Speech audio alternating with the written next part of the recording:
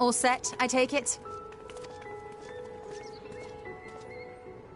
We finished what we could. Delivered supplies, tracked down escaped animals. Trivial tasks as they may be.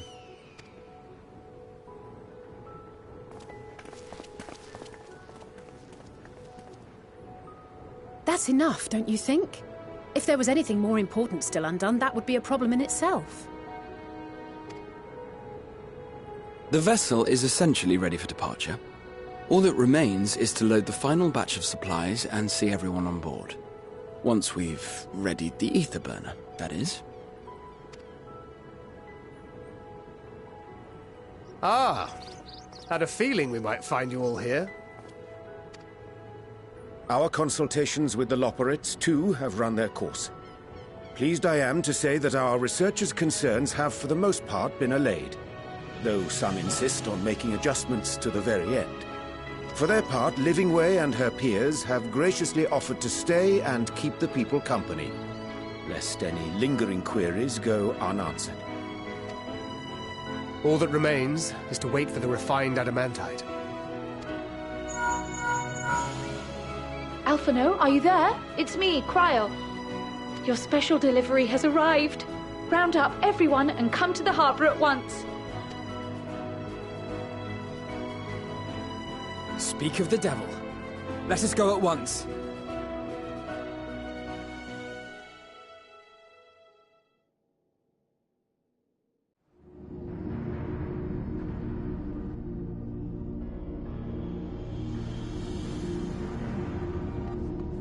Forgive the intrusion, Master Fortuner. I bring urgent news. A great commotion has broken out in Scholar's Harbour. Your presence is requested, with all speed.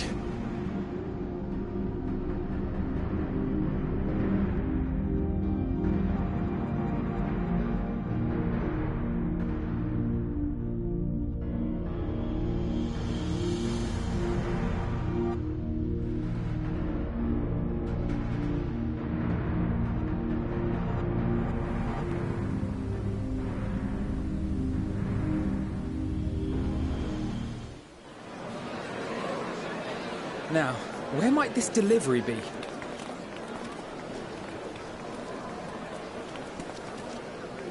Oh.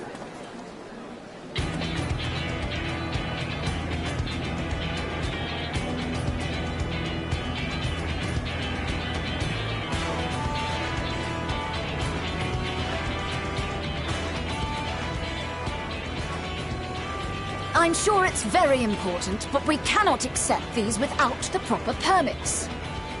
By the 12! Surely, these can't all be.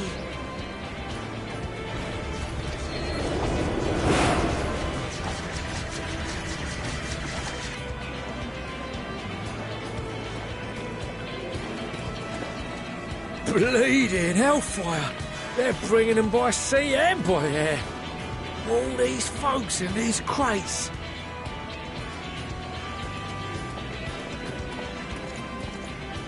And more on the way. Got your adamantite right here. A bigger haul than any of these sorry bastards brought, and that's no lie.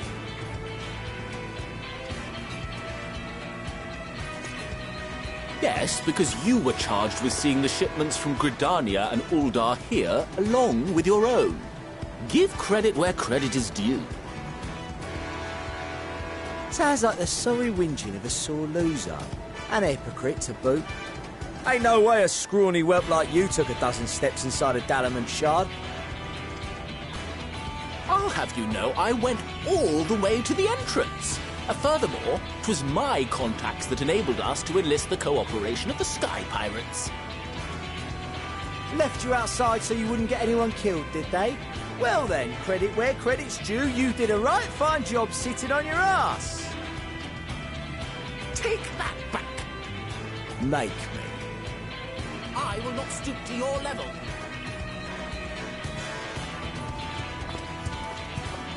My, what a grand welcome party. Hancock and Saraban. We come bearing relics both sacred and elegant, as well as a few other gifts that may be of help. To be presented with best wishes from the Eastern Alliance. Our friends in Bosnia, for instance, have sent along a few artifacts for the brave allies of the Resistance. That's you. I myself have come with a sacred relic of Racen Temple.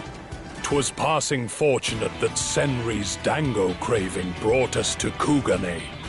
We arrived precisely as Hancock was making his arrangements. Upon learning of your need, we made haste back to Hell's Lid, with our dango, never fear, and consulted with the other auspices. All consented to the lending of Tenzin's legendary Phoenix Blade for this noble cause. Suzaku and Seiryu were nevertheless worried that it might be lost in transit, however, and insisted upon accompanying me to Onakoru, where I had intended to entrust it to our Confederate allies. I thought instead to give it over to Hancock when we chanced to cross paths yet again. But alas, Seiryu remained ill at ease, and ordered me see the blade into your hands personally, or die trying.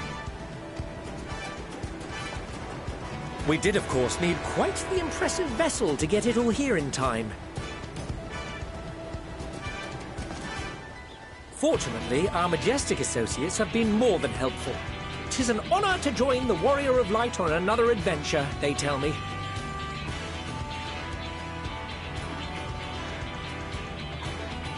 That is all wonderful to hear, but what of the extraordinary cost? I shudder to think of the ransom we must pay for such a bounty. Fret not for your coin purse, young Alphino. Lord Lolorito looks ever towards the profits of the future. The company went to some lengths to reduce the financial liability. And since the Scions funded the entire venture, not a gill need be rendered up in compensation. Everything is already yours. We funded the venture? When? Don't let the name fool you. This coinkeeper knows a thing or two about spending.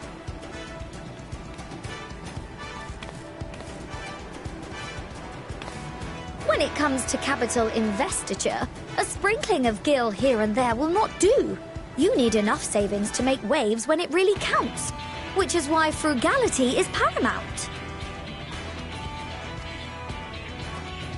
We also have the benefit of a generous patron. Generous being rather an understatement.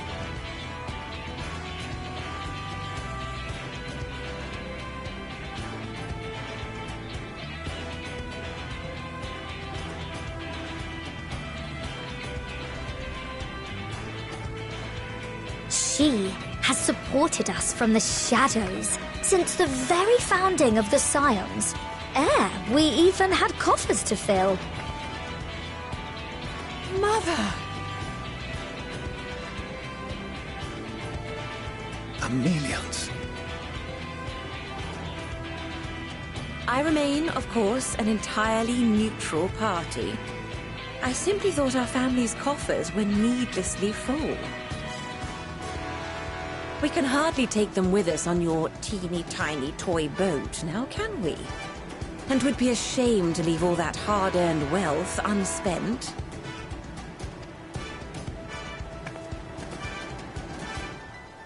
Waste not.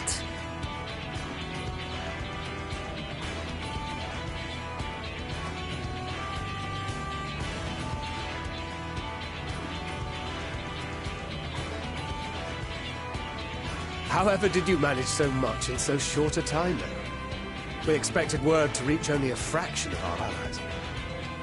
Did I not tell you I have my ways? Erenville, you were involved too. I received a letter from Cryo after we parted ways in Labyrinthos. She explained what the Scions were trying to accomplish, and why you might soon require the services of the Gleaners, spread across the world as we are. I pray you do not interpret this as a betrayal of Charlotte. I accept that the Forum's aim in pushing us to our limits was to preserve what knowledge we have, and I bear you no ill will for it. Yet, in collecting that knowledge, what I came to appreciate most about our star is that there remains so much we do not know. That is why I chose to help the Scions, to combat the obliteration of those countless, undiscovered wonders. I held no illusions that they would be less demanding taskmasters. Though, rest assured, if I had, I would have been sorely disappointed.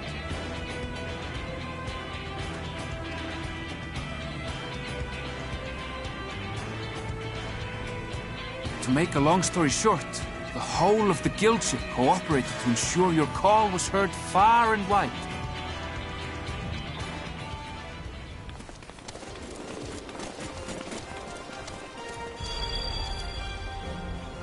What's this about a ship that can fly to the moon? And why didn't you mention it sooner? The one time you don't beg my aid, your problem's a bloody ship that can fly to the moon. Sid! You brought the team. Of course. Garland Ironworks' finest. You need only point us towards my new favorite ship. Oh, I nearly forgot. We stopped by Whirlint before coming here and picked up a package from Gaius. He's still of the mind that actions make for better penance than words, contrite or otherwise, so we offer none of the latter.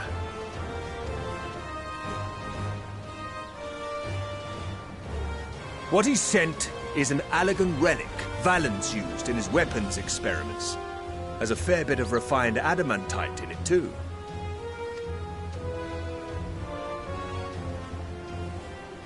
As you like as not suspect, we've also brought adamantite for Mordona's Dalamud shard. I admit to some consternation upon first receiving Kryl's message. So few Scions remain at the Rising Stones now. Far too few for such an expedition.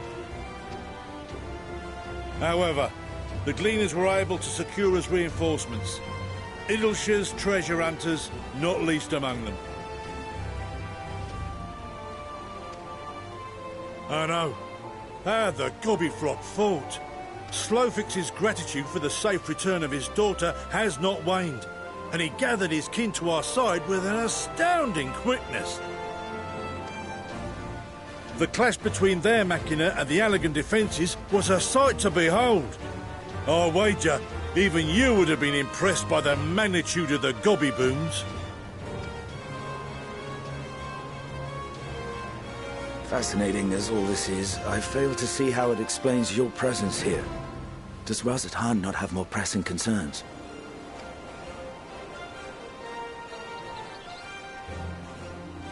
We do. Yet averting the final days would be the most expedient solution. That, and I am indebted to you.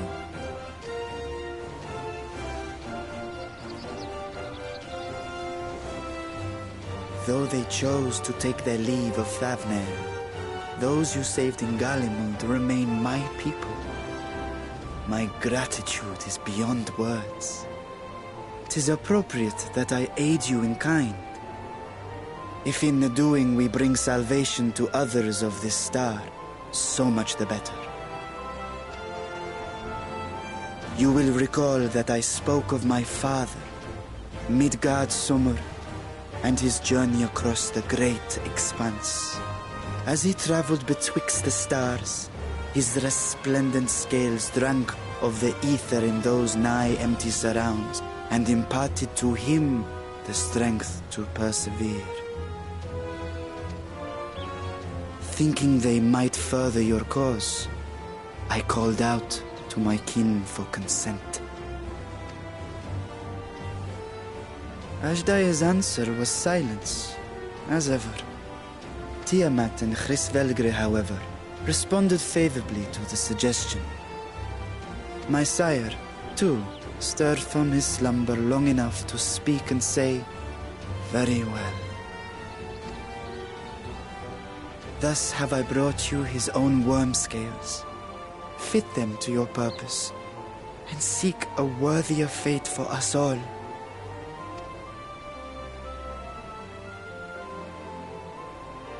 You'd be hard-pressed to find someone else so familiar with the unique properties of dragon scales. So I invited myself.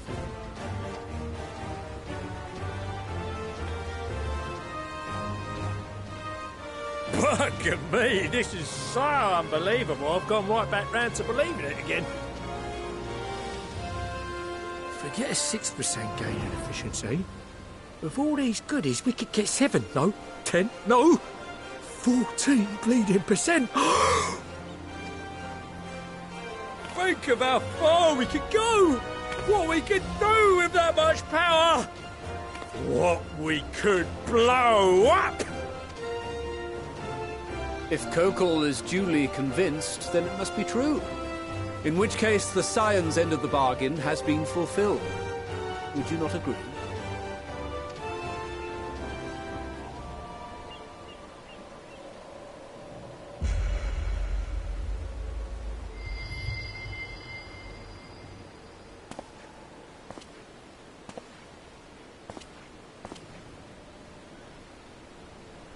Yes, Father?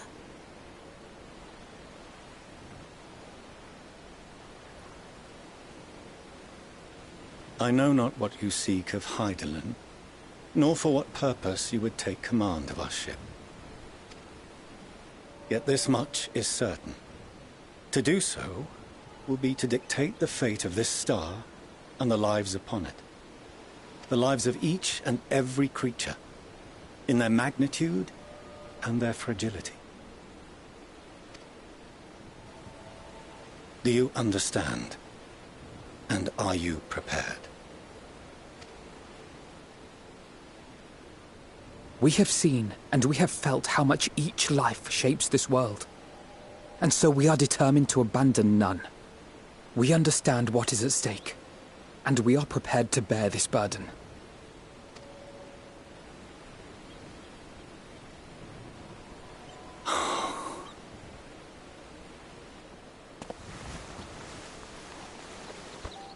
Then I will bear it with you. I beg you, share your struggles with me, as family.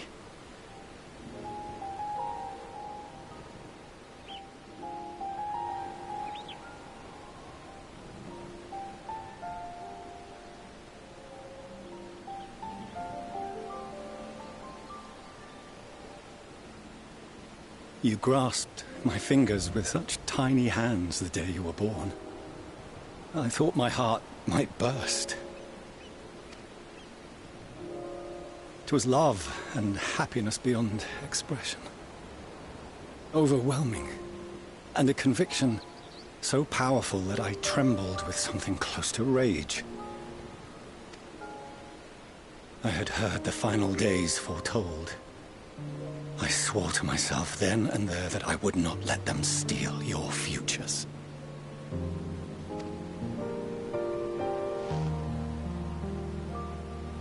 The great exodus would succeed, must succeed. No sacrifice or sin was worse than the alternative.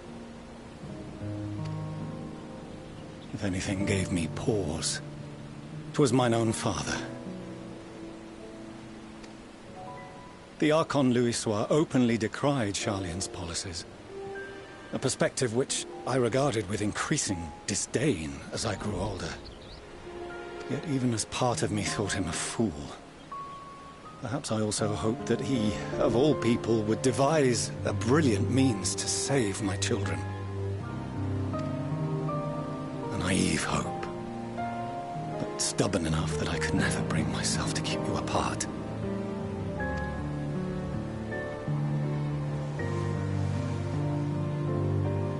No, that was his doing, when he perished at Carteneau. As we pulled that twisted slab of Dalamud from the sea, I remembered the warmth of your newborn touch.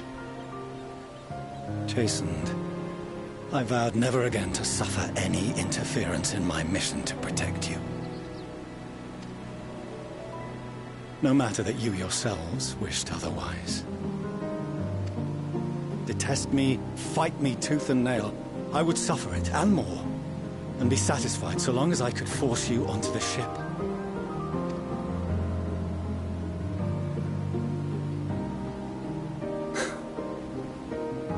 I was wrong. You two have grown so much stronger and so much wiser than I dared dream. You have earned the right to walk your own path, and already begun to do so.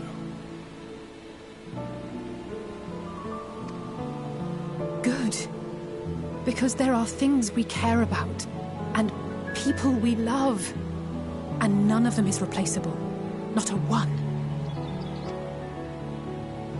It cannot have been an easy journey for you to have come so far. We shall be glad to acquaint you with the finer details someday, once this danger has passed.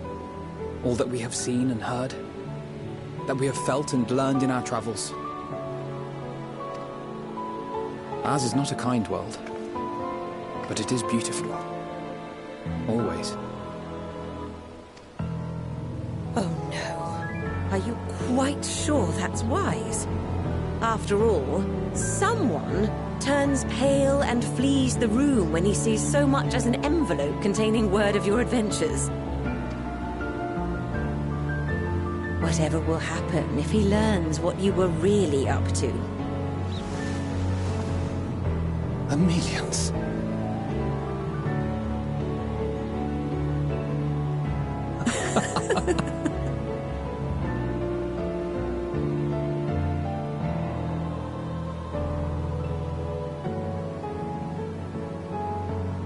Though I have wronged my children most gravely, I owe you an apology as well. I assumed that it was the Scion's influence that made them so keen to charge headlong into danger. Yours, in particular. I see now that said influence instead brought them together with the many fine people gathered here today. In which case, I hope you continue to guide them.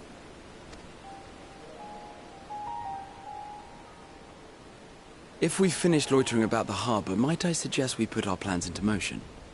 People are beginning to look confused. Perhaps you can spare a few words ere they resume the tedious lugging of cargo.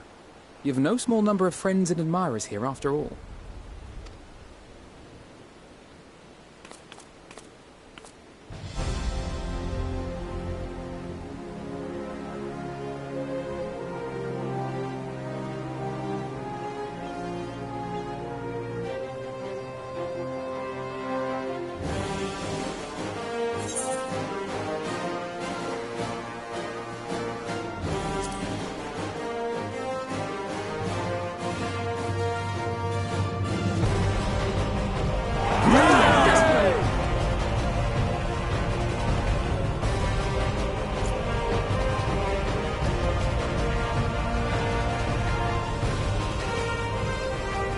Your assistance is appreciated. Now, in an orderly fashion, if you please.